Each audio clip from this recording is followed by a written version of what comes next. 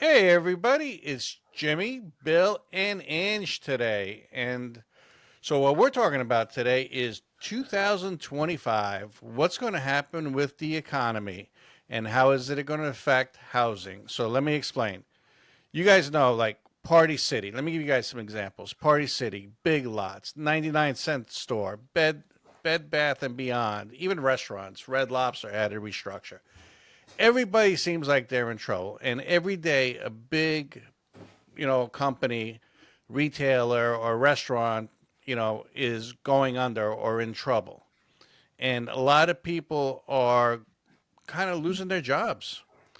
And I don't know if it's going to get better in 2025 or it's going to get worse, and how is it going to affect housing also, because these people have to live someplace, and if they're losing their job, they're not going to be able to pay their mortgage or their rent or, and to me, I don't think it really matters who's president at the beginning. Long term, I think it does matter, but maybe the first quarter or two, I think, by the time things get organized, it may not be a good thing, so it's like the perfect storm for the economy. We just did a video, the perfect storm for real estate in 2025. Now we're doing the perfect storm for the economy.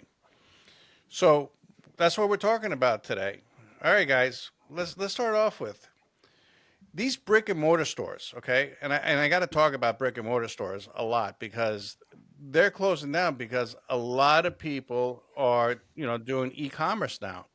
Now, how much shopping for Christmas did you guys do, for Christmas online compared to walking in the store?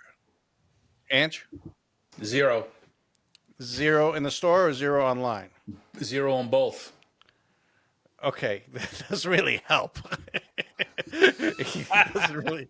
If That you doesn't. had, if you were gonna go shopping for Christmas this year, how about shopping? Do you do more of your shopping online, or do you do it like in the store for like product, not like Well, groceries? but yeah, were you talking holiday shopping, or you talking like me Just shopping. personally? Shopping. Well, if it's Yeah, just for Yeah, me, Jimmy that said kind of holiday stuff. shopping, but Yeah, I. yeah, that's Well, why I we said just finished. zero. We just finished with the holidays, so Yeah, yeah. that's why I said zero.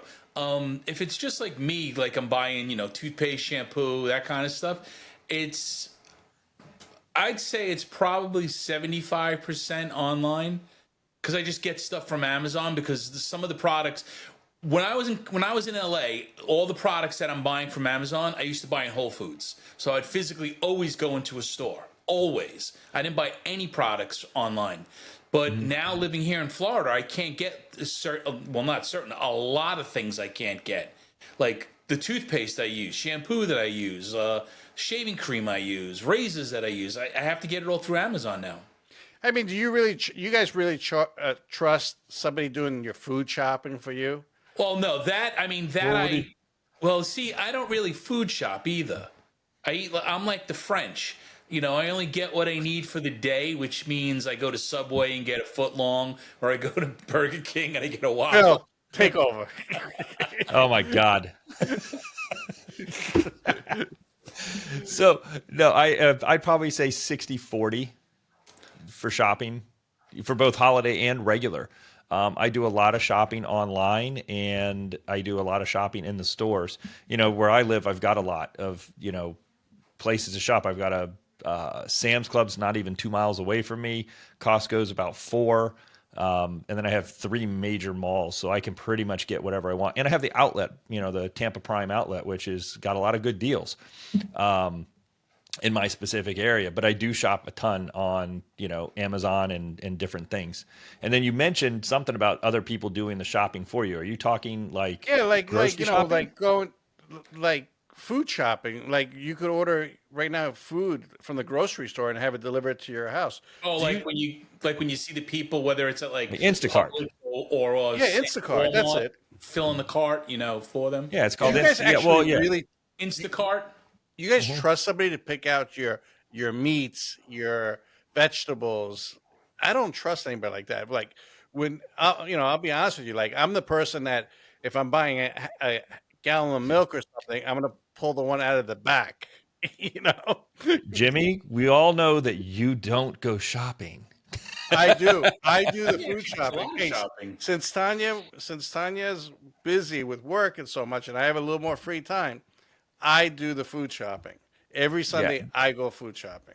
yeah. There's I'm going to look up the stat. Keep talking. It's a ridiculous amount of people that use Instacart. Is it I, mean, that I, much? I would never use Instacart. I mean, put it this way, I'm really picky about stuff, like overly picky.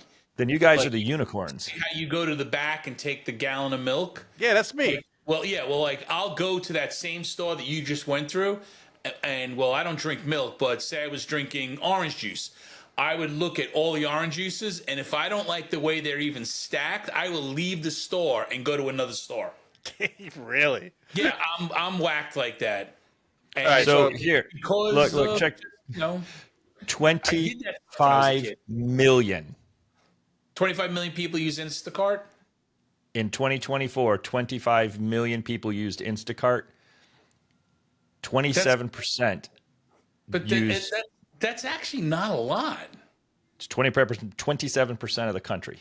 Yeah, but how what many they're people saying. are in the country? 390 million people? 365. It's Yeah, that's 365. laziness. You can't Yeah, go it's- to the it's supermarket really and not- get your own food. I mean, if you told me like over 100 million were doing it, then I'd be like, wow. Like, But Hey, they're 25 on to something because they made $3.04 billion yeah, this look year at- total revenue. Look at how much Uber made. Well, Oh my I see, God, dude. I see people like so lazy that they're going to order a cup of coffee and have somebody.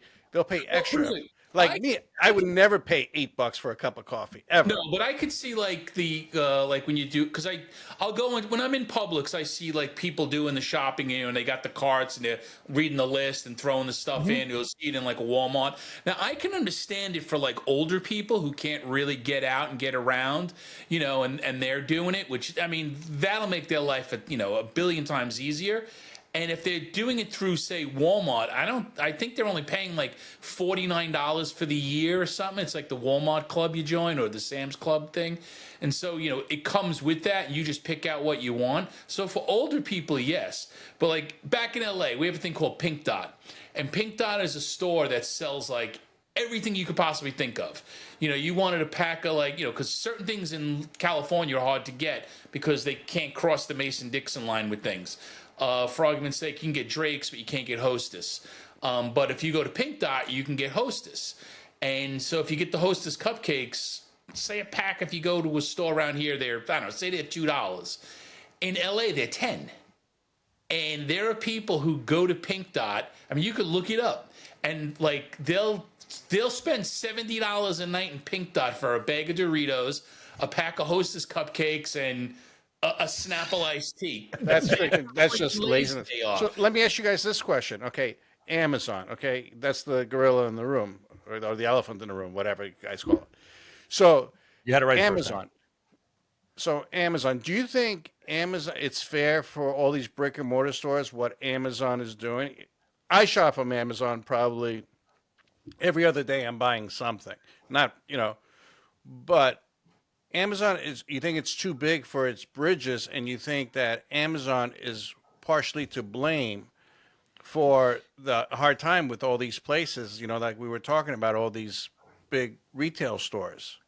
Well, a lot of those retail stores that because I mean, you mentioned like Big Lots, Family Dollar, a couple others, Yeah, right? Bed and Bath. I mean, you can buy all that stuff Yeah. on Amazon. Yeah, Amazon's crushed a lot of those, and some of those are more like the dollar store and stuff like that. Their margins are so thin, it doesn't take much to disrupt them. But do you think it's fair? Do you think somebody should step in and say to Amazon, I have my opinion on it, say to Amazon, hey, you're too big for your bridges, And then do what? Like you built a really good platform and you have to disband it. Yeah, all 'cause like, it's not okay, fair? you sell this or sell that or break it. Well, remember, people. Yeah, like Nike's got the store on there. I believe in free trade. I believe in competition and all that stuff. I like Amazon, but I'm just giving what people think watching this video. I mean, a lot of these, especially mom and pops stores, Yeah. they're getting crushed. Well, they are. So, I mean, we're talking two different things now. So, like, if you're talking like a mom and pop shop, the small Amazon seller, like we used to sell on Amazon, Yeah. And it was hard because the margins get thinner and thinner and thinner as more people and bigger players come onto the platform, right? Like you can go to Amazon and you've got Nike and Adidas and anything like all the mics you can get on Amazon or go to their store because it's their store. It's that corporation's store. GoPro, all that stuff. But the mom and pop shops get crushed because the big stores just can do better than them unless it's something, more unique, and niche that's not, more of a handmade craft type thing, that they're not going to mass produce. But even The then, corps aren't going people to mass go into produce. Etsy and stuff. Then they go to Etsy. It's a different platform. You go to a different platform for it. Right. There's always a platform on it. But I'm just saying is like, okay, when you're shopping, okay, here's the question. When I'm shopping, I always find things cheaper in the store. Like I was just at Target earlier today, and I was looking for something. I'm like, while I was in this Target store, Hmm. I looked it up on my phone. I literally looked up on my phone, and it was a lot cheaper, and it'll be here tomorrow. So, so I'm like, all right, I don't need it today. So I ordered it. It'll be here tomorrow, and I'm in a Target store because it's just more expensive because they have more overhead. Hmm. What do you guys think of that? The Well, like convenience. I don't know Target's policy, but I do know Best Buy's policy. And Best Buy would have matched the price. Like I said, if it's a Amazon shipped and sold by, you can see who it's being sold by and who it's being shipped Hmm. by. So if it's a Prime, if it comes up as being Prime, and you go up to the cash register and you show it to them, they honor the price. So if it was, $39 in Target or Best Buy, and say it was $29 on Amazon, they'll sell it to you for $29. Have you tried that? Have Oh, you ever tried I've that? done it many times.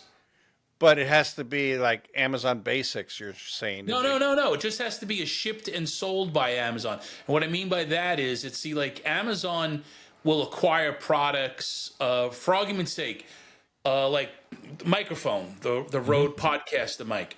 Now, that comes from Rode out of Australia, but Amazon will buy, say, 1,000 of them themselves and keep them inside. And because they know that if you buy this mic, you'll buy the cable, you'll buy other things that they can actually make money on. It's the milk and cigarette routine. You buy the loaf of bread. So what they do is they'll knock it down by say $10, so it's $89. It'll give you like a $10 coupon or something crazy on it like that. And if you go into Best Buy sells Rode products too, but they'll be selling them like for $99 or maybe even $109. And if you go, hey, I can get it on Amazon for the $89 or the $99, depending on whatever the price difference is, they'll honor it. Yeah, but you know what? I tried that once on a TV, and it was the same TV, but Best Buy had their own model number, I guess, or something like. Oh, the model number doesn't match up. This model is just for Best Buy or something. Yeah, because if it's like their insignia brand or something like that, and then It's got to be like for like. yeah, it's got to actually be exact. The only difference that Best Buy is agreeing to is if they look it up, because if it's coming from like being shipped by Amazon but coming from Bob's your cousin, then they don't care. But if it's literally an Amazon like shipped and sold by, and they'll do that because you can buy, like, people don't know this, but you can go buy pallets of stuff from like return pallets from Amazon. You can buy a giant pallet for say $2,500, and you don't know what's in it, and neither do they. They just pack them and they ship them off because they don't always sell the used stuff. And you can do the same thing from Best Buy. A friend of mine just recently did it, and he got a pallet for $2,500, and this is what he does for a living. And he got all brand new Beats headphones, like the big ones you put over your head. He got a full entire pallet of them, and so he did the math on them, and they were like $199 a pair. So he was into like say $16,000 if he sells them all for $199. Yeah, but you have to be careful with that too because like Bill said, we were selling on Amazon and we were selling on eBay, and some brands are protected. And I can say this for a fact that if you're selling a brand, or even mentioning their name, like an example, eBay, if you selling something and it's called Velcro, you'll get a cease and desist. Like you won't believe how fast. And you So know what? And that's fine. Let him do it. yeah, but I'm just saying, it's just I understand pallet stuff, but you do have to be careful selling it. But overall, you guys agree that most of the stuff that you can find online cheaper if you're not in a rush for it. Yeah, I mean, to a certain point. I mean, there are things that. All right, here's a good example. Let me show you. Where the hell is it? Give me 1 second. It's here somewhere. Here, this thing right here. This Anchor power supply, right? This thing right here. Okay. I just bought this. I just bought this the other day from Walmart. Right? This was Get it in. This was $29. The same exact one on Amazon is $39. Really? Yeah. Maybe because Amazon's taking a piece. Maybe I don't know, but it was $39. So like, I was in Walmart to buy some Lender's bagels, and they got a great deal on their Lender's bagels are good, really good price. They're like $2 and change for a bag of 6. And so I was like, oh shit, let me see how much this power, if they have it, and see what it goes for. And it's the same exact one. And I was like, impossible, $29. And I went up to the cash register and I said to the lady, and I showed her, I was like, this is correct? She's like, yeah, $29. I bought it right then and there. I needed it for my camera. So, and it's like, so you don't always get the best price on Amazon. Well, I don't just buy yeah. from Amazon. I know Amazon's the basic one, but sometimes I use what's called Google Lens. I'll take a picture of something, and Google will actually do the search for me through an image. You guys ever do that? Yeah, I've done that. It's you can find it, and Amazon does the same thing with their UPC code scan thing or the product label. There's a little pick camera thing on it that you can go if you're in a store and be like, oh, what because you can't find it on Amazon because you don't know how it's listed, and you just take the picture, scan the UPC code, it'll come up. I've done that a billion times. I usually do it every time I'm in Best Buy. But at the end of the day, Bill and Ange, you guys agree that pretty much 90% of the time or 95% of the time, things are cheaper online than they are in the store. Oh, without a doubt. Because you got to think about it. It's just one giant warehouse with stuff in it, or it's coming from someone else. If you're Best Buy, you got to put all this product across the whole entire country. And let's just say there's 200 Best Buys across the country. They got to put everything in every single one. So the capital layout's insane. Where Amazon just throws it all in one building and they just ship from wherever it is, Texas, Florida, Los Angeles, wherever the building is, and they just pull it. You've seen those documentaries where they show you all the way the Amazon is built inside. Yeah, pretty much there's going to freaking be AI robots going around and packing everything up. Bill, let me ask Bill this question.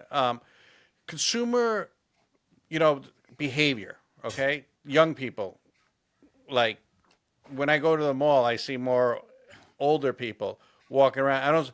I don't really see a lot of young people out there shopping. It's older people. I know my mother, she could never shop online. If she wants something online, I got to go do it for her.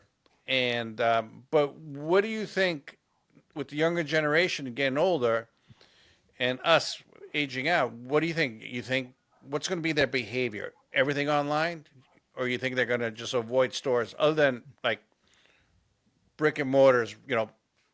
Like I'll give you my example of what I think is going to stick around. Can you shorten that crazy long question? Do I think the kids are going to shop in the mall? Behavior is going to be the young people, the consumer behavior. I know younger kids, and I don't want to say, I raised one, and they don't spend. They don't spend money. Like they'll spend money on like they'll go into a store and buy a drink and a bag of chips. Like a lot they'll pay $10 for a cup of coffee. I've seen it. Clothes. You know what I'm saying? They don't shop the way you and me shop.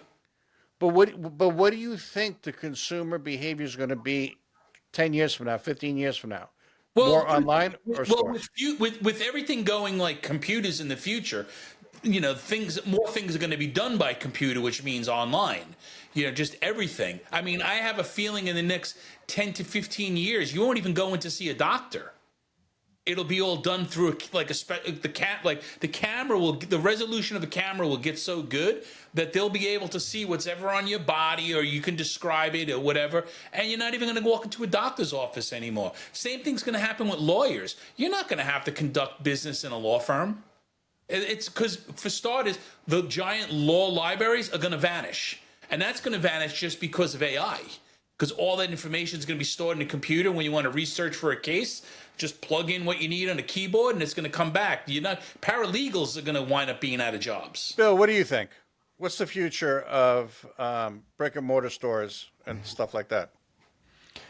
I think there's always going to be a need for brick and mortar stores. People like to touch things. People want to try their clothes on. The shipping thing can only go so far. We've talked about people buy 5 or 6 different sizes of jeans or what have you.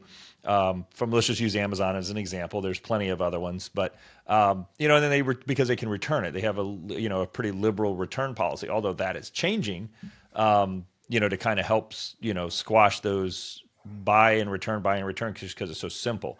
Because that's a big expense. They did a documentary on it. It's a crazy amount of money that people lose by doing that.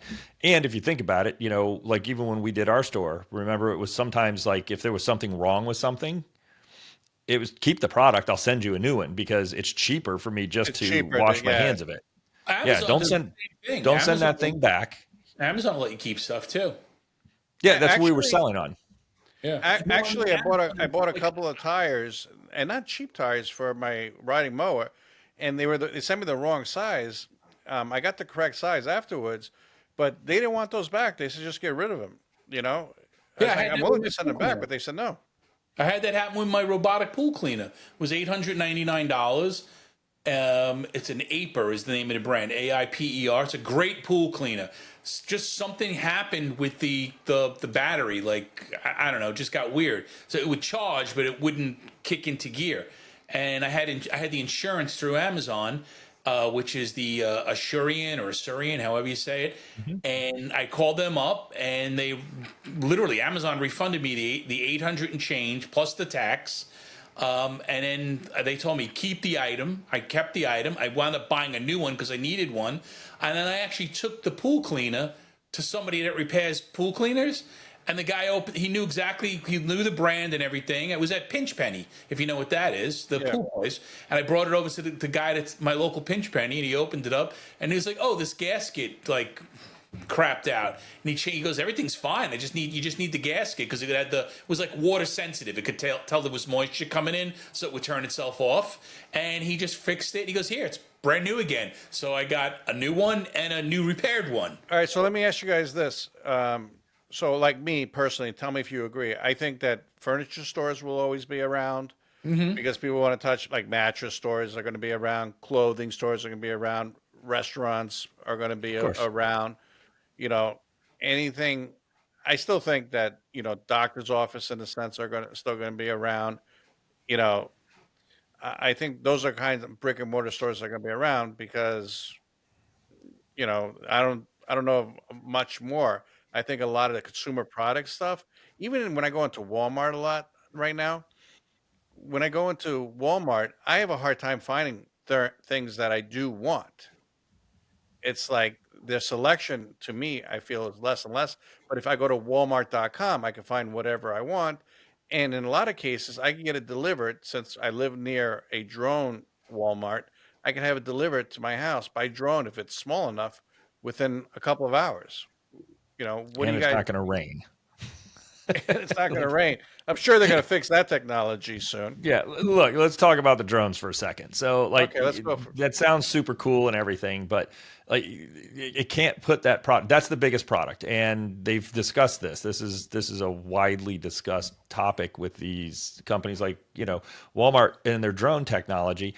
Is you can't put it onto the porch. It's got to be in an open area. And I know they've talked about different boxes, and I think I saw that on Shark Tank too once. But I'm like, I don't want to put a box out in my yard for the thing to drop my stuff in just so they can fly a freaking drone and deliver my toothpaste or whatever the case is. It just sounds cool, but I just don't see it as being a long-term feasible thing to where we can deliver products without having to have a driver. I get where they're going. They want everything as eco-friendly as possible. And people want instant gratification. Like I know Ange, he would love if he ordered another mic right now to have it delivered within an hour. Well, it would be cool to see a drone drop it off. I'm not going to lie, but on Wednesday, Christmas Day, I bought the Rode Streamer X. You know what that is? That the video and the thing. It's like little panel. It'll go with all my other toys Yeah, I go got. ahead. Yeah. And it was I bought it from Best Buy and now here's a crazy thing. Best Buy was selling it for $249. Amazon was selling it for $299. Right? So I was like, I'll just get it from Best Buy. But Best Buy didn't have it in stock, so you had to order it. And they told me I would have it on yesterday, Saturday, and it was getting shipped FedEx. Now I don't blame Best Buy, but I blame FedEx, and FedEx couldn't deliver it. So now it's coming tomorrow. So that's a strike against Best Buy, strike against FedEx, and then so Amazon rules in that case. Because if I would have bought it, I would have had it already from Amazon. Because I bought the cables, other cables that I needed from Amazon. They showed up on time. So instant gratification. Yeah, you're right about that. I'd love that, but certain things you're not going to be able to. You will be able to ship to places, others you won't. Drone technology will definitely get there, but you won't be able to fly drones because then if you look up in the sky, you'll have 10,000 drones flying over one block. It's a fantasy. You may get a drone drop-off site. Like they go to like the local CVS and there's something there and they can put the packages and there's someone there sorting them into like little orange container boxes that Amazon has in certain places. I can see that, but not to your house. They tried it in LA. They even tried it with the robotic car one, the little cars that they developed. Yeah. They're not little, they're not cars, but they're like giant Tonka trucks. Yeah, I saw Domino's had a pizza one or something. Yeah, well, all right. So you think of those things. They actually had that in the Valley in LA, and they were doing small things, which would be like shampoo, toothpaste, shaving cream, things like that. And I got news to you. What was funny is people were grabbing the whatever you want to call them, the robots, literally grabbing them, throwing them into the back of their truck and slamming them with a sledgehammer and stealing the products because they're all made out of plastic. So it's like, So basically, yeah, the thing with drones too is, because they make noise, you're gonna have noise pollution on top of it because even when somebody's flying a small drone, I could hear it. Oh yeah, the sizzle sound, the zzz, So let me ask you guys I this just don't see the question. drone thing happening. No, I don't either. Maybe in 25 years. Well, people watching this video, comment below if you guys think drone technology or what kind of technology will take over deliveries. Now, here's another one that's affecting a lot of brick and mortar stores, and people don't really talk about it.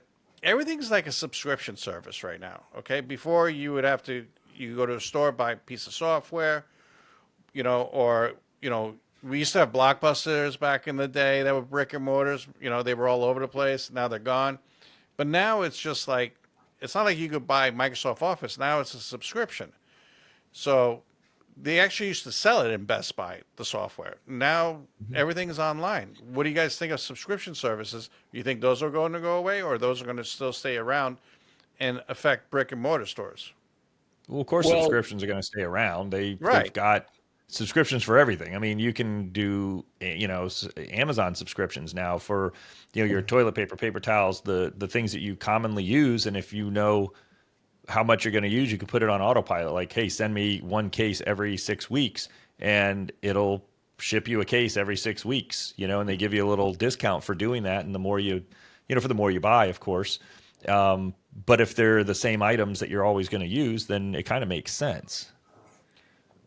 But software stuff wise, you got to get the software somehow, unless you're talking like a Mac, which the software is already on there and you just buy it once and it's perpetual, as it stands today. And it has been since I can remember. It's been from day one. It's been that way. The updates are free. Yeah. All right. Let me ask you guys this other question. The malls, the indoor malls. Remember they were really big in the 70s, 80s, 90s. Andrew, when we were kids, we used to go hang out at the mall. You think malls are going to be dead soon? Like, put it this way: there's a huge mall near Ange, and we were talking about this last week. He didn't even know it was there. That's how. Oh, because it's not there. It that mall's atrocious. It's it's funny because when you said that, which where the J.C. Penney is and the Best Buy and the Walmart, I actually drove around that building. Either they knocked it down, meaning like the way it was originally designed, and maybe only kept up one wall. But there's no mall behind. Like if you go in that But JCPenney, it just because all the buildings after it are now just seriously deep. You know what I mean? They go from beginning to front to back. So there is no come through the side door and walk around kind of thing. but So do you think malls are going to be a thing of the past? Do you malls think are any No. new malls are going to be built? malls are a thing of the past. I mean, because no mall really, keeps up. Like for argument's sake, one of the most famous malls ever, right, is the mall from a certain movie, and it is the mall from Fast Times at Ridgemont High, where they go into that mall. There's, and that mall is in Sherman Oaks, California, and that mall is now it's a gym, a shoe store, a movie theater, and something else. Like it's no longer the mall. I mean, I was in that mall when it was a mall, but it's no longer that mall. And even like, all right, Roosevelt Field in Long Island is still a mall, but Green Acres and Valley Stream in Long Island is gone. Yeah, I remember we used to go to the movies. Bill, what do you think? Malls dead? No, I still think there's going to be a place for malls. A lot of these malls, they lose their anchor store, or stores, plural, and then there's nothing going into them. It just depends on the area. I mean, if you look how many malls we have around, That's the you key, know, the area. What's yeah, around them. it's exactly. And the mall up by Ange, it's not like right by your house, but Yeah. in that general vicinity, Gulfview, I think it is. That mall was dying for a long time. Yeah, exactly. There's like nothing. There's no attraction. I mean, people live there, but they're just living there. Yeah, because the anchor stores. You actually said that one mall. I don't know what state you were talking about. They converted into, instead of knocking it down, they converted some of it into living spaces. Oh yeah, I saw that on the news. There was a mall like it's in. I think it's in like Minnesota or Wisconsin. It was some famous Mall of America kind of thing. And what they did was they took each store and they turned them into like condominiums or apartments. And so they took all the glass out of the front windows and they actually made I'll call it like a brick wall or a wood wall and put it like a real window for like a front house and a front door. And when you walk out, you're walking around the track of the mall, the way people would walk around and do the looky-loo stuff. But each place is now a living space, and that had 2 floors of it. And it looked really cool. I mean, it looked amazing, and they showed the inside of one, and it was nice. And there were people, I think they said they had like 300 or 400 like apartments, so to speak, in there, and they were all rented or sold. So that's really, really cool. Yeah, I agree with you guys. I think the day of the malls is pretty much dead. Unless you live in a cool place and you just want to walk around with. Most of the times when I go to the mall, I don't see anybody really carrying bags. No, Hey, let me ask you guys about maybe. let me ask you guys about this one, okay? And the reason why I'm bringing this one up, and I did a little research on it, I needed a pair of glasses, and I literally virtually tried them on. You upload a photo of yourself, and then you could try on the glasses and see what you look like. So I did a little more research into it, and it says how, reality, AR, and virtual reality are going to eliminate the need to visit stores for apparel, furniture, and cosmetics. What do you guys think? True or false? Cosmetics, because if women know what they want, you can get that online or whatever, But like you were saying, glasses. What were you doing? Like Warby Parker or something like that? No, like I needed computer glasses, and actually these that I'm wearing now, basically, I ordered them online, and I uploaded my prescription, and then basically I tried on different frames without ever leaving my house, and I had them within 2 days. See, I would never do that, and I could show you glasses. Right. So let's Go ahead, Bill. But Warby Parker. Okay, Warby Parker. You get 5. You do your AR, try on, so you can see how they look on your face and whatnot. It's cool because you hold the iPad up and you do your thing. Because that's how I get mine. My prescription glasses. But I mean, I have a Warby Parker at International Mall, and now I have one right by my house. But it's kind of cool because then they'll send you your 5 top pairs, and you pick, and then you try them on because people want to feel them. How do they fit on their face? Because eyeglasses, like I pick sunglasses up. If I'm going to wear my eyeglasses, they're going to be on my face the whole day. I don't want them to be weird. And there's different sizes, how wide they are, how far Yeah, back, how the very tightness. personal. Yeah, and that's why they've done a good job with the way they do it, where you get 5 and you can pick it. Now, Yeah, once you've figured out your pair, then you that's. can, order. Yeah, yeah, yeah. But here's the deal. See, because you brought up Warby Parker, they actually just recently started doing brick and mortar stores. Really? Yeah. Yeah, because their stores are doing amazing. Because they used to send you the 5 pairs to your house, and you could try all 5 on and keep the one you want and send them back, or then do the AI stuff. I just literally saw this on the news the other day. I was watching the Fox Business Channel, and they were talking to the guy who's like the founder of those classes, and he said that they plan on having it's something like 1,000 stores across the country. He's like, because people want to physically come in. He goes, they love their glasses, So he goes, we can stack them with all that stuff, but he goes, we do better when people come into the store. Because Whatever happened to like two or those three. Amazon stores that popped up that they don't even have employees in there. You just pick up whatever you want and it scans you as you walk out and charges you. You know what? That's kind of funny because that's the Amazon Fresh, the food store. That we talking about? Well, there was for other stuff too, but it could have been. I glimpsed at it. Okay, because about 2.5 years ago, I was back in Long Island, and in Oceanside, that's the town next to where me and Jimmy grew up. There was a Wallbaum's there, and what they did was they turned the Wallbaum's into an Amazon Fresh. And I went in there probably about 3 weeks after it opened, and I was like, that's the whole thing. Throw it in the cart. When you walk out, it scans it. It just builds your account. Okay, so it just wasn't me. This happened to a few other people I know. I went in. I bought a loaf of white bread. I bought a gallon of iced tea. Not a gallon, half gallon of like I forget the brand, but it was like unsweet tea. So it was like $3.99 for the thing. When I came out, I didn't realize it because you're not getting a receipt or anything. I got in my car and I looked at my Amazon thing, and I was charged 3 times for everything. So I only bought 3 items, and I was charged for 9.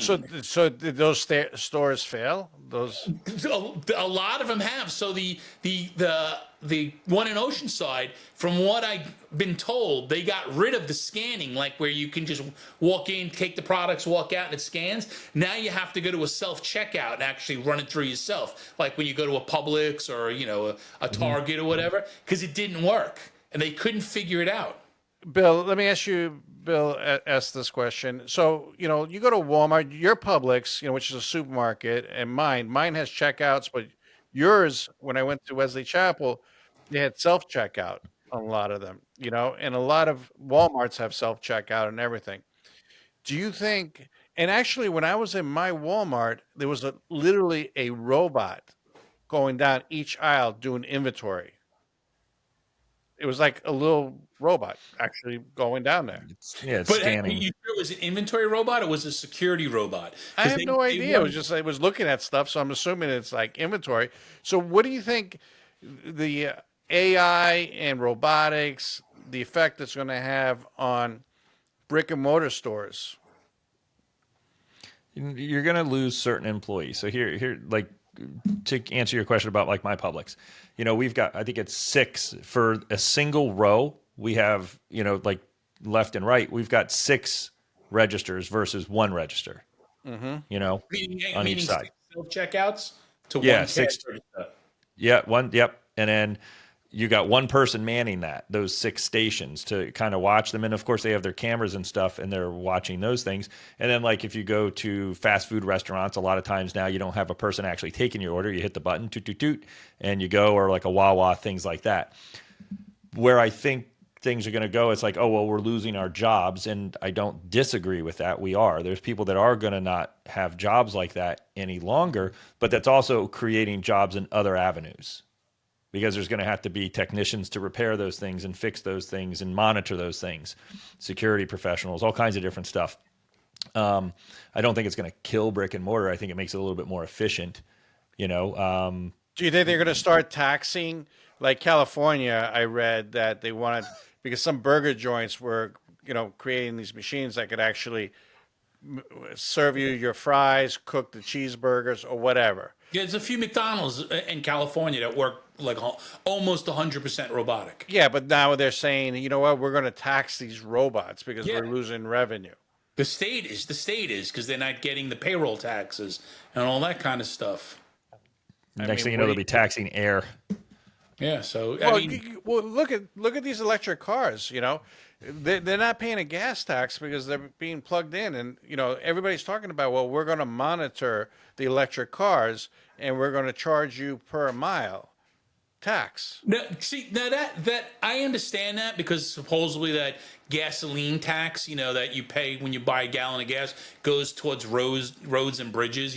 If it's true, but what they should do is, like, when you're charging a car, you're spending a good amount of money charging a car.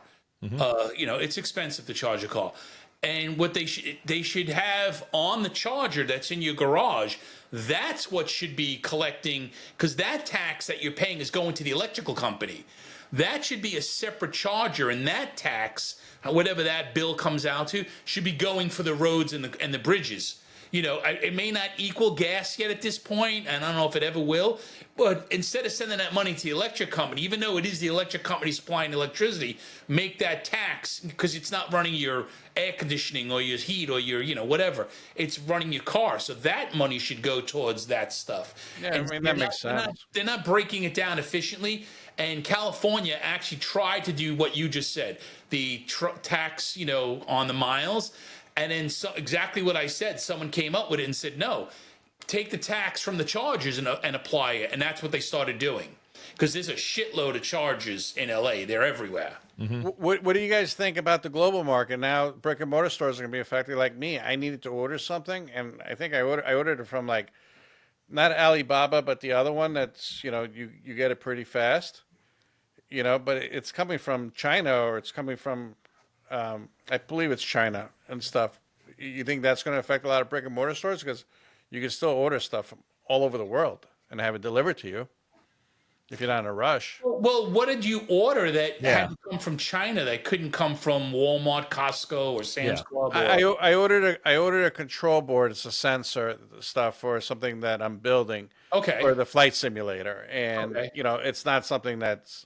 It's readily available. I get what you're saying. Yeah, I mean, there is a company in Texas that does it, and there's a company in California actually that has it, but it's so stupidly expensive.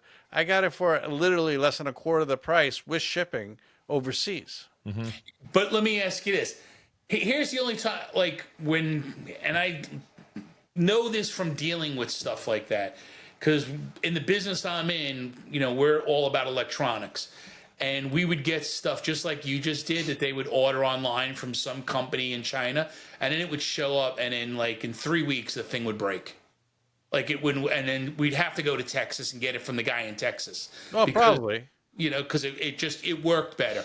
Now, and that's because it's being so mass produced in China. They're not kicking out one; they're kicking out 50,000 of them. Well, let's talk about 3D printers. Bill knows I'm into 3D printers, and I got 3 or 4 of them, and they're all made in China, all of them. But I bought them in the United States, but they're all, I mean, the instructions come in Chinese and English and Spanish or whatever. But an American brand, they're so expensive that it's unheard of. And now let's talk about drones. DJI, Autel drones, they're Chinese drones, but everybody loves them. I know, Bill, you use both Autel and DJI. Yeah. And I know the government was talking about banning DJI, but the American companies, there's a few American companies that make drones, but they're like 5 times the price. They are more expensive, but they're actually built a lot better than the. Yeah, I mean, listen, I don't really have issues with my DJI or my Autel. I know Bill had a little issue with his, but at the same time, you're paying 5 times the price. So if one of those breaks, it's cheap enough to Get a new one. get a new one. Yeah, but see, here's the thing: you don't. I don't think you actually know the full story behind the DJI drones. Yeah, because it's a Chinese company. supposedly, and that they could sell. The government has access. Chinese government has access to the data from the drones, photos, Chinese videos, government has whatever. the access to anything that's done in China. That's part of the deal. If you want to open up, you want to bring a business to China, the Chinese government gets 100% access to everything you have. But They don't have to take it, but they have it anytime they want. But if you put a tariff, okay, like Trump is talking about, oh, let's just tariff 100%. Okay, you guys don't think the prices are going to go up like dramatically if you have 100% tariff stuff from China? Everything's from China. Take something off your desk, flip it over. It probably says made from China. Yeah, but put it this way, 100%. Here's. I know a lot about finance. China is in a way worse position than the United States is. If you think we got debt, China has 5 million times that debt. China is on the verge of collapsing because they spread themselves so thin and put themselves everywhere. And they have a giant military force, which is virtually useless because they don't have the fuel to put into the tanks. It's kind of like the old Russia. So what it is so China, like, we don't have to worry about competing with China because what Trump is going to do with tariffs, when he says 100% tariff, that doesn't mean that, say, you buy something for $1 and then now it's going to cost $2 because of 100% of it, and then they pass it on to us. That's a negotiating tactic. And he turns around and he says, hey, I don't want you to make this in China anymore. Make it here in America from now on. But listen, I'm all for it, okay? And I'm all for it making the stuff in America, but like I used to buy a lot of stuff from China because it was just cheaper. Okay, I'm just being honest. I'm just telling you guys the way it is. It's cheaper and it's junk. No, but the whole literally thing is you design it so it's an American design, or it's something that you manufacture or you want, but it's cheaper to manufacture it, actually assemble it in China. Yeah, Like 'cause even they Harley pay him- Davidson, they pay him okay? 2 cents an hour. They pay him no money. That's why. But that's what I'm saying is like you say, like bring the jobs to the United States, and I agree with that. Bring plenty of jobs to the United States. And But that's how tariffs work. When you say you're going to put tariffs on things, then it's a negotiating tactic. China will turn around and say, okay, what do we got to do? Now, it may not be, hey, even bring a job. China may turn around and say, okay, you know what? We had a limit on how many Ford automobiles could be shipped to China. And let's just say it was 1,000 for argument's sake, a year. They may turn around and go, okay, we'll up it to 5,000 a year and don't put the tariff on that. And they'll say, fine. Take an extra 4,000, which is great for America. More cars being shipped out. And that's all it really comes down to. People here, like, see, the thing is, people in government are, I'll just say it, they're the dumbest people on the planet. They've never created anything. They've never signed a paycheck. They have no idea. They just spend our money like it's going out of style. They don't even know what they're talking about. Then you take someone like Donald Trump. I mean, the guy is a billionaire 10, 11, 12, 13 times over for a reason. He's smart. He knows how to turn over a profit. He knows how to make money. He knows how to negotiate.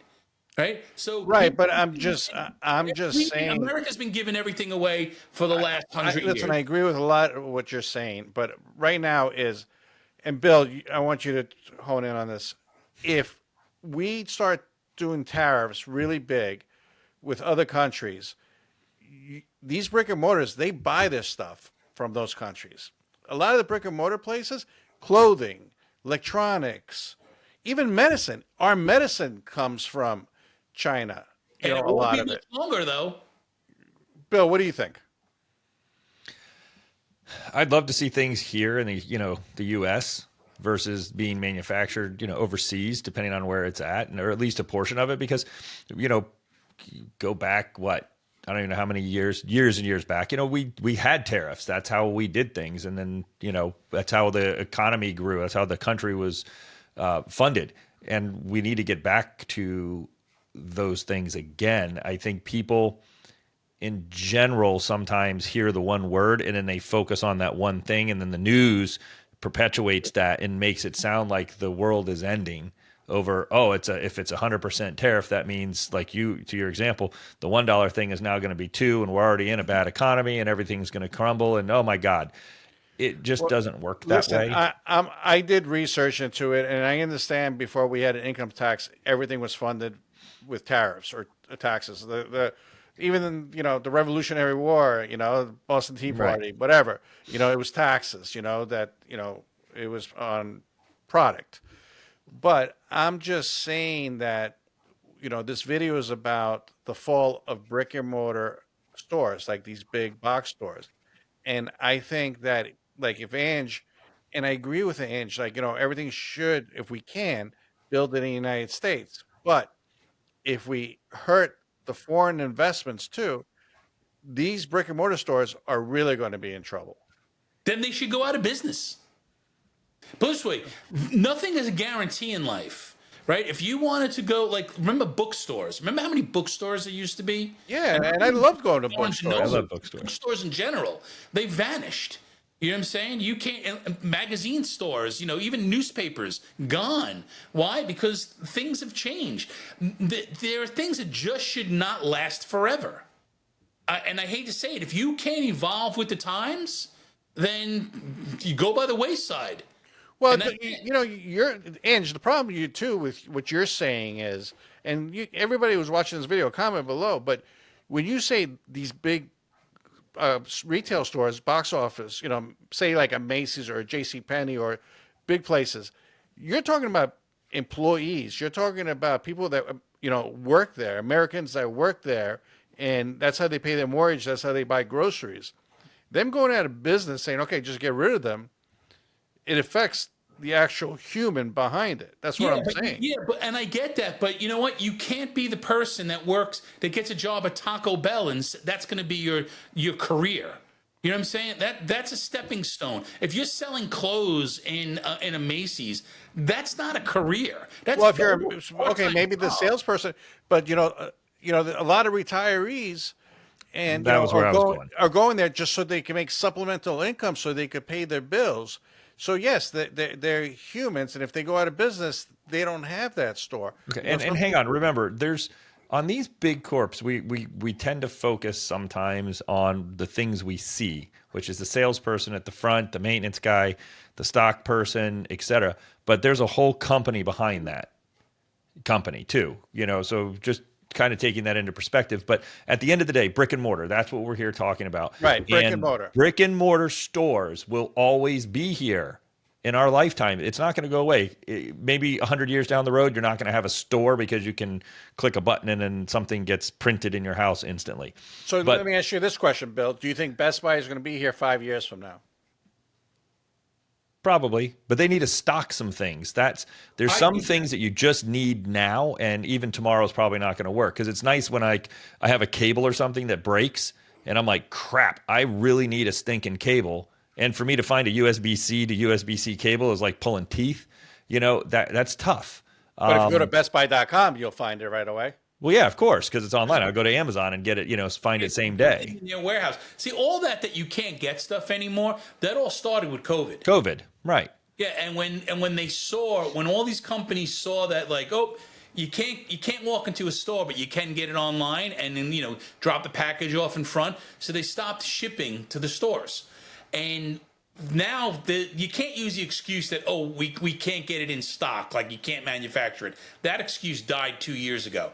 The problem is that these stores don't want to put products on the shelf because they don't want them they don't want to be shipping to 500 stores. They'd rather ship to just 3 warehouses and have the 3 warehouses ship out. Exactly. That's what I'm saying. I have a feeling Best Buy is going to, I'm going to throw a prediction out there. I have a feeling Best Buy is going to get engulfed into Amazon. Really? Okay. Yeah, because there's so many Best Buys, and Amazon has a lot of product, and it would be a lot easier for Amazon to start like subbing out a lot of their warehouse product. That instead of even getting it in 2 days, like with Prime, you'll be able to get it just like you said it in 1 day, and they'll have the Amazon delivery truck working at the local Best Buy. He loads it up and he starts doing the route for the day. Because they're in the same business. Which is basically electronics. Do you remember Radio Shack, you guys? Oh, yeah. Okay, so Radio Shack was huge, and then Best Buy came around, and a company called PC Richards and Circuit City and CompUSA. Yeah, and they all pretty much put Radio Shack out of business. Okay, so it's competition coming in, gobbling up, the Well, other one. Radio Shack put themselves out of business. The competition didn't do anything to them What makes you say that? because Radio Shack sold specific stuff. Like Radio Shack sold resistors and wires and little Then they screwdrivers. started getting into computers, and they Yeah, started. To survive. See, Radio Shack was Texas Instruments. Right. That's the company. And that's who made all that stuff. And they just didn't want to grow with the times. Yeah. Like, they didn't want to bring in other brands of stuff. They were trying to push all their own stuff. And how many resistors can you buy? How many, spools of solder can you buy? They didn't want to expand. And when they finally started to, they brought in, the different cell phones from the different carriers. It was already too late. Right, because you could go get a computer, you could get all those resistors, and then once things became more disposable, got screwed over by, say, a Best Buy and things like that. Yeah, because that was definitely the Best Buy comes in because there wasn't enough of those people, enough Comp USAs. yeah. All right, But let's talk about what do you guys think about banking? I mean, the brick and mortar banks. You think everything's going to go online and stuff? No, never. It's Nope. brick-and-mortar I don't. banking. I agree with you guys on this one. I Nope. agree with you guys because people, it's their money. They want to actually physically see or drive by because I don't know. Some people think their money's still in there, but it's not. But you well, walk by even the- beyond that, let's just look at security reasons. You know what I mean? Like the fraud. If somebody calls me from the bank and I don't personally know them, it's like, like I know their voice. Like my bank, the city county credit union, I know Shelly's voice. You know what I mean? Like, because there's the people that work there. It's a small bank, but I also have USAA, which is a giant bank, and we have no branches. But I'm still cautious when I call in. So if USAA calls me, they don't ever ask for anything, blah, blah, blah. But I still tell them, no offense, I'm calling you back. And then I log in and I get the correct phone number for the division that supposedly called me. And then I call them back because I don't trust it. I got a call from Achieva Credit Union the other day and for an offer. And I'm like, they want me to open up a business account. And I'm like, I'm not just doing that over the phone. I'm going to go to the bank because I want to see the person. I don't know who they are. I mean, I know my loan is there and I have money there, but I want to go to the bank. I don't believe that. I It's just agree with you. I agree. never with going to go you away. on that one. The brick and mortar banks as a bank, it's like as a building with Yeah, the building that you walk in, you could actually talk to somebody. That's doing bad, and the reason why I say that is because, as you notice, you'll start going to some of them, and you'll see less and less people working them. Oh, right, yeah. They're pulling the people out, which I think is crazy that they should be putting more people in. Because when you go in, you'll go online and there's 10 people online in front of you, and there's only one teller working because they want you to use the ATM machine. And ATM is great if you go to Publix, and you're buying milk and bread and eggs, but you don't want to be, have a go. That's where if you're putting cash in, like feeding it into the machine, because I've done it many a times, and many a times I've lost money. I mean, they'd have to open up the machine and find out it got jammed in there. I've lost my banking card in there where. Oh, yeah. That happened to me. Oh, and it's like I'm like, what the hell's going on here? Hey, I'm not to go off topic, but do you guys think that cash is going to go away and basically it's going to be all digitized money and Cash is king. yeah, but do you think it's going to go away? No, never. And the reason why is because of the rest of the world. Because if you've really ever traveled anywhere in the world, an American 50 or better yet, an American 100 will get you anything you want. What do you guys think of social media and its influence over brick and mortar stores and stuff? Because you see a lot of advertisements and stuff like that. Do you think more people are selling through social media these days?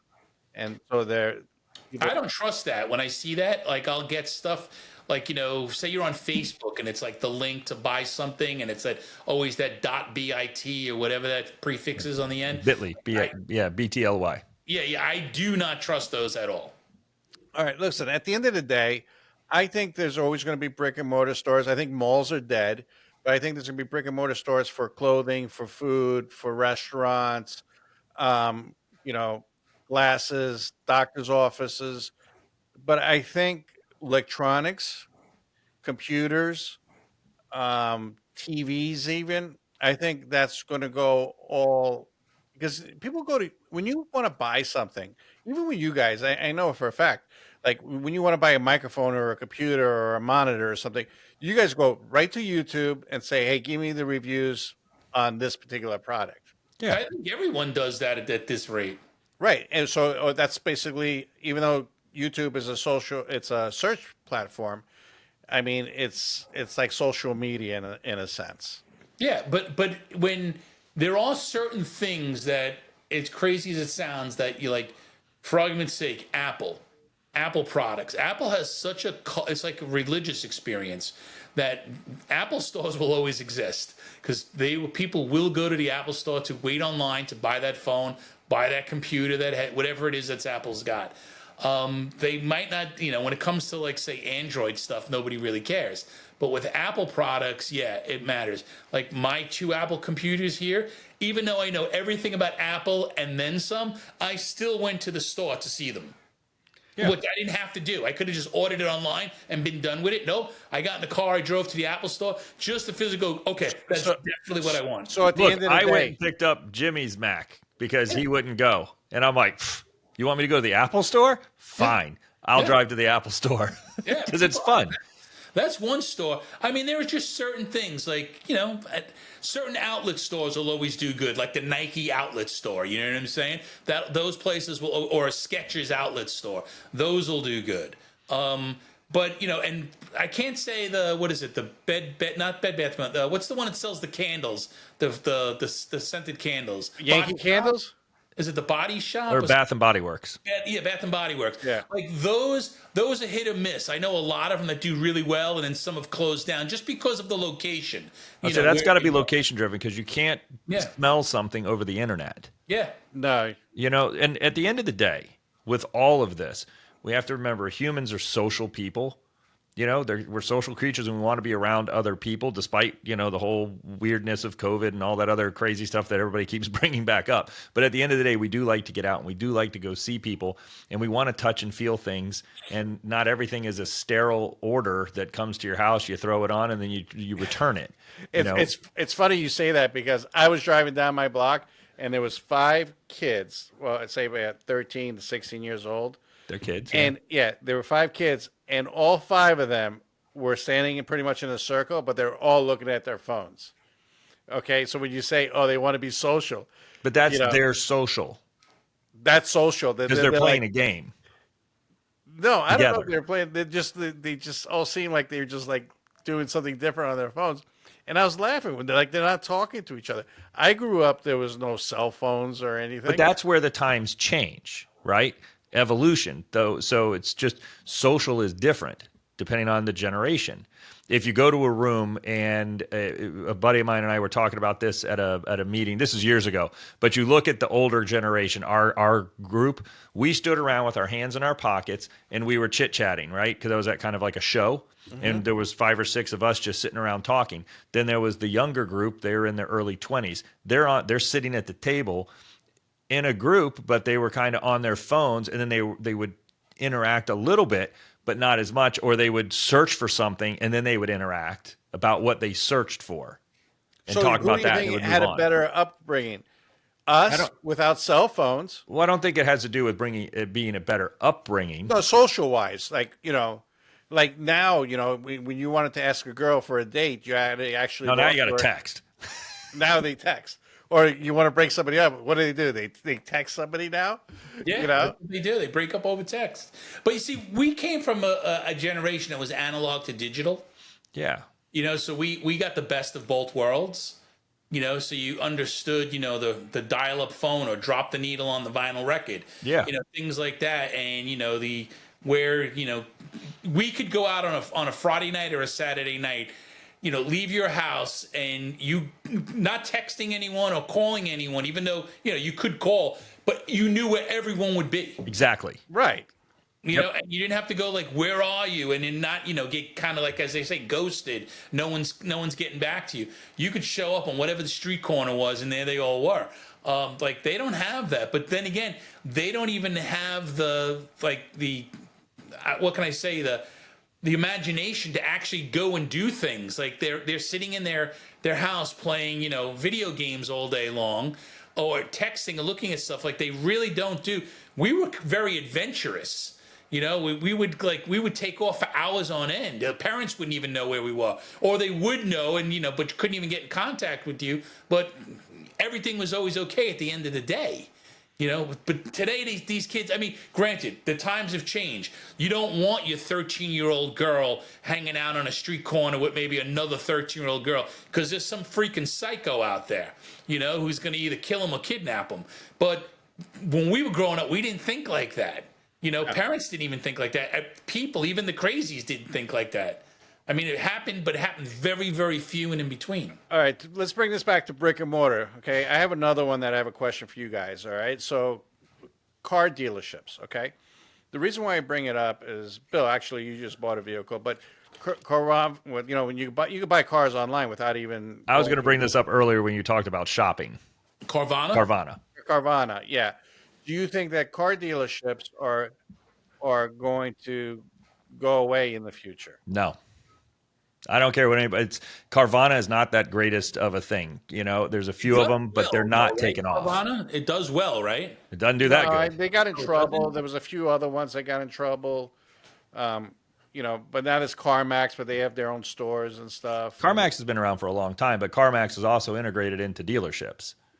Right. The reason why is because of the laws. Tesla, basically, if you're buying a Tesla, you're buying it pretty much online, because Tesla doesn't have to play by the same rules as a Ford, a Chevy, a Dodge, a Toyota. Because they don't own a showroom.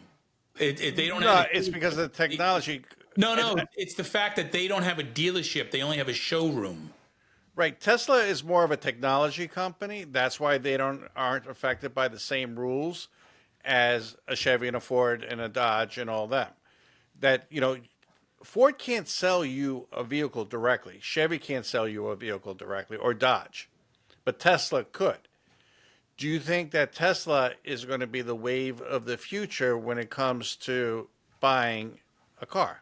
In regards to buying a vehicle, you want to buy a vehicle, you're saying that the dealerships will always be there, and you'll always be able to drive onto a dealership and buy a vehicle. Yeah, but see, the problem is you're using Tesla, and like the cheapest Tesla is like $100 and something thousand. That's not true. I looked at them just before. Yeah, but doing a video. Those little cars that they got, there's not that many of them. If you're buying a Tesla, you spend $150,000.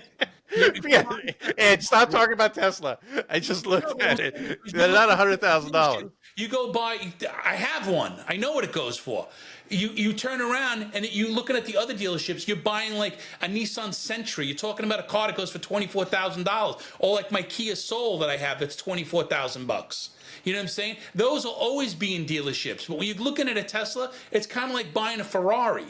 When you buy a Ferrari, you're going to wait almost a year for that car. It's not showing up. It's not on the lot. And you can drive away with it in 2 days or a day. But what I'm saying is, so you think that the car dealerships will always be around? Yeah, because they'll always be an inexpensive line of cars, that like are extremely affordable, and they'll have them like, they'll have 50 of them on the lot, 100 of them on the lot, and they're selling them, they're turning them out. Like the Kia Soul is the perfect example. Go to any Kia dealership, ask them what's their biggest selling car, and they'll tell you the Kia Soul. They go through like 10 or 20 of them a week. I had to wait for mine. I had to wait like 9 months to get it, because that's how fast they were turning them out. And it was I couldn't believe it. And the guy was like, and when it showed up, at that point I was almost like, do I even want it? And the guy goes, look, if you don't want it, don't worry. We'll give you back your money. Well, he goes, I'll have this sold by the end of the day. Because they were turning them around so fast, because it's an amazingly made car for the price. But when you're looking at higher expensive cars, it's it's a total different ball game. All right, Bill, at the end of the day, tell me what you think brick and mortar stores will look like 5 years from now. The same. Yeah, nothing's going to change. We're still going to have brick and mortar stores. We're going to have car dealerships, because people want to go and touch the car, sit in the car, drive the car. The delivery, the robot bringing the car down and delivering it to your house is cool, and it's nichey and all that stuff. And they do okay. It's kind of to equate it to like a real estate thing. It's like iBuyers. There's there's an iBuyer program, but it's only makes up like 1 or 2%, maybe 3%, give or take, of all the sales in real estate, so 96, 97% of all transactions are done in a traditional manner. We just focus on these little shiny stars over here that seem to be somewhat of a disruptor. But Carvana is no different than that. But people at the end of the day want to touch the car and drive the car, and But let me ask you guys a question. You guys are both saying everything's going to be the same, but I can tell you right now, and I'm not trying to be negative, things aren't the same. How so? I gave you a list of companies. The Party dollar City store just is went going out of business, so I'm not going to be able to get my dollar Here, toothpaste. right here, Jimmy. I'll give you. You can actually look this up too.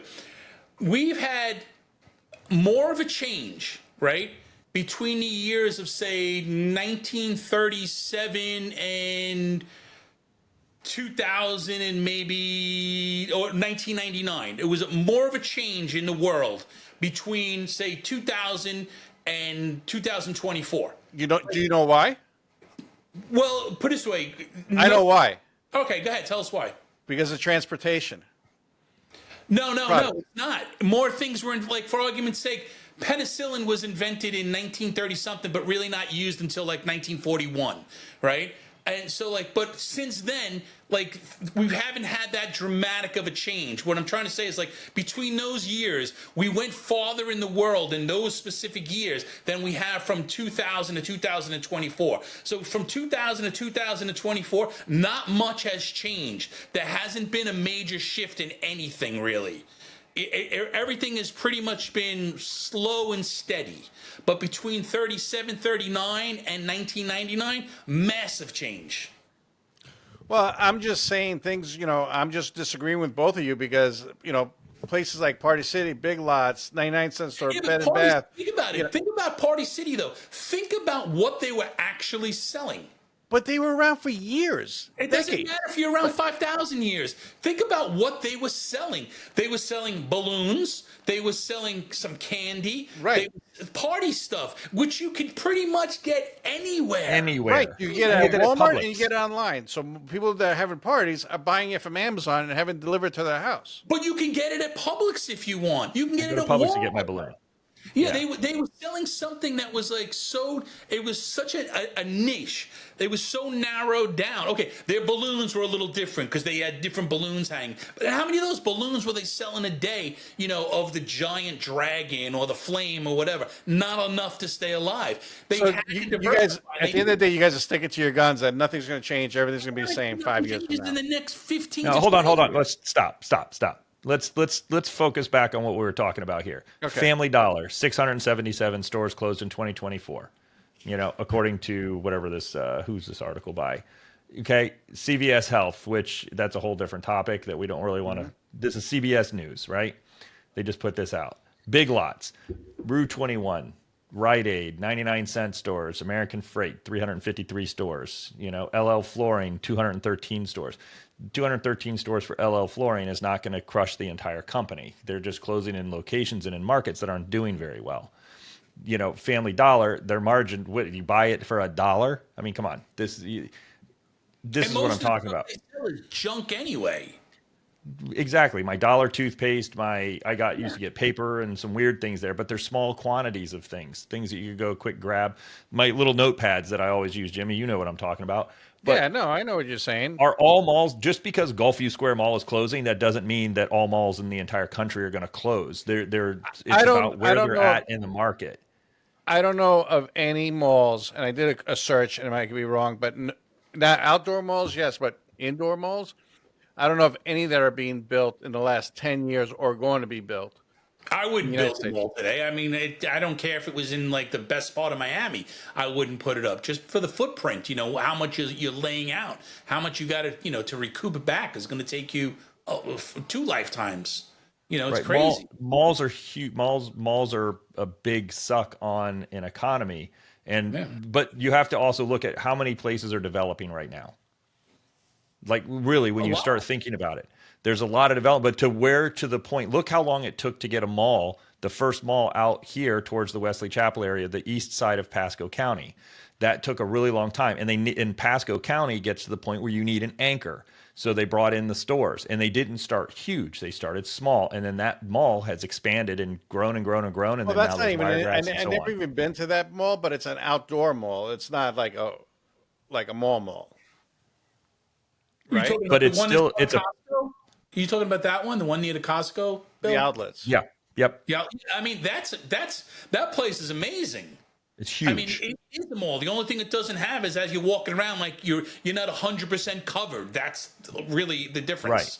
Exactly, Yeah, because they have it's mostly covered and it's open because it's yeah. Florida. People like that open, airy feel and it has a promenade in it. That place But you've knows got that. Cheesecake Factory, you've got three Yeah. other big restaurants around it. I mean, this thing is expanding over and over and over again. And then Even if you now. go, so if you're at that one by the Costco, then if you keep going straight and you go over that like kind of it's not a bridge, but it is a bridge over like a couple of winding roads, and then there's that Yep. whole other section of that mall down there, which is I forget what Yep. that one's called, but there's That's because I know Wiregrass Mall. there's a Sephora over there, and I've gone to that Yep. Sephora, That's so and that Wiregrass and the Grove. You have those yeah, and two that place, malls. those places are packed every single day. All right, and so so basically that's the point and everything. I just wanted to see because But it's behind these names of these big companies is yeah, is people. but everyone's making it like put it this way. You're losing the party city. You don't think something else is going to pop up? Like you saw these Five Below stores pop up, where everything's like Yeah. $5 and below. You know what I mean? So that went from remember it used to be a 99-cent store, and then that vanished and it became the dollar store. So, Ange, And then let me that talk to vanished you and now about it's $5 Los below. Angeles. You're from Los Angeles. I watched videos and I did a little research. If you go down to like Beverly Hills, even, and like every other store is empty. Well, yeah, certain ones are, and you want to know what'll happen? Within a lot of them have left because of the price of the real estate, and what they've done is they've gone down south, like down towards like Compton and Corona and stuff like that. They've gone to let's call it more rural area, just for argument's sake, and where the rent is cheaper. And all those stores did not go out of business. They just moved to a different location. But what'll happen is those stores that are all on like Rodeo Drive, the ones that are empty, something will come in there without a doubt. Well, There's let me without ask a you doubt. this, okay, with those stores, and this is a conspiracy theory kind of thing. The politicians and the government or the local government, everything, they're trying to let crime go rampant. They're just letting the stores go, place go down, and then investors will come in, buy up everything, pennies on the dollar, because some of these commercial buildings that sold for millions and millions of dollars now are being sold for pennies on the dollars, because they're empty. Then what's going to happen is these investors will come in, buy everything, clean everything up, and then jack up all the prices, and they own everything. What do you guys think of that theory? That they're purposely trying to depress certain areas and brick and mortar stores so people actually do move out, so other people will come in and buy everything pennies on the dollar. True or Well, false? I can't comment on that. I don't read that stuff, so I don't know. I, Like I it's read it. I read about it. I'm not I saying know. it's true. I'm you not know saying what? it's false, but it's It kind of coincidence. Like makes some of sense. these neighborhoods are going down I crap. mean, it makes sense to a certain, point where you're like, hey, we had a store here that was, no rent, no whatever, selling crap products. Like everything was, they weren't bringing that much tax maybe into the city or the state or whatever it was. So they turn around and it's like, okay, let that section of the neighborhood go to crap. Right. And then eventually they'll pull it out and they'll rebuild it. Now, a really good example of that is if you've ever been on Hollywood Boulevard. You get to a certain point on Hollywood Boulevard and you go east of it, and it becomes, I don't want to say a war zone, but it looks like one, right? And what they wanted to do was it was from, I can't say what streets in between, but the Hollywood city council, whatever, drew up plans to take all this bad property, and rebuild it into nice restaurants and all this kind of stuff. Never happened. It never happened. They thought about it, but they never did anything about it. So honestly, I don't believe in that. I just think that what happens is people like, you're a Donna Karen store, and you're paying, like, when you're paying rent in a store, especially if you're like on Rodeo Drive, it's not like renting out a store here for $1,500 a month. They could be paying $50,000 a month in rent. Right. And so they go, you know what? We don't want to pay that anymore. We're going to leave here and we're going to go over to Compton. And Compton's actually nice. See, Right. everyone thinks it's bad because of the Bloods and the Crips, but Compton is nice. And they're like, hey, we'll go create a business district over there, and our rent will only be $3,500 or maybe $7,000 a month, and the people will still come to them. People will still go. Yeah, no, that's true. It's true. Anyways, I know we took this long. We're trying a different format, everybody. We're doing a podcast, and this is going to be podcast number 1. It's also going to be a YouTube video. Do me a favor. Consider subscribing. We're putting a lot of work and research and effort into getting all this information out to you. Enjoy it while you're driving. And that's episode 1 of the future podcast from us. So, you guys have anything to add? No. Bill? You gotta love Ange. If he has nothing to say, he won't say anything. By the way, I'm Ange, good. Hey, I'm opinionated. I say, I'm not, put it this way, I'm not going to blow smoke. I'm not going to sit there and tell you what you want to hear, because it's happened to me too many times. and everybody, Ange is working on his own YouTube channel. We're still waiting for it to come out, but he promises next week he'll have a few episodes. So I'll definitely. And we'll link it up so we can get some. We'll link it up and everything. Yeah, it's we'll put him called under the gun. I'm just talking shop. That's all I'm doing. Things about what I know about. And we got Bill. Bill has his channel too, and then this podcast is like a combination thing of all of us. But I greatly appreciate everything, and we'll talk to you on the next one. Don't forget to subscribe. Really helps out the channel, and share this video. Thank you, and have a great day. We'll see you on the next video. Thanks for watching. Hopefully you made it to the end. Yeah.